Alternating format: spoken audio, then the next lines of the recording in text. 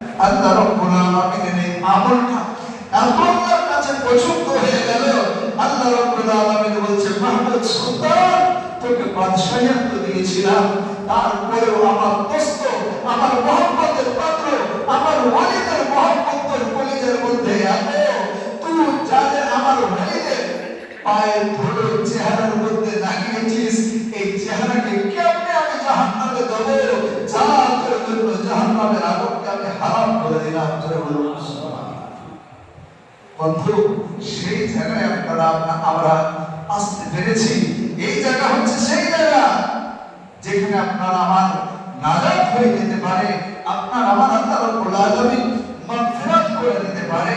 ওই জন্য আমরা আল্লাহর ওলিদের সঙ্গে থাকবো, আল্লাহর ওলিদের সঙ্গে থেকে নিজের ইসলাহ করে নিজের জীবনের সংশোধন করব। বলুন ইনশাআল্লাহ, বলুন ইনশাআল্লাহ। বন্ধু, আজকে তো আমরা ছোটখাটো ব্যবসা করি, ছোটখাটো একটু দায়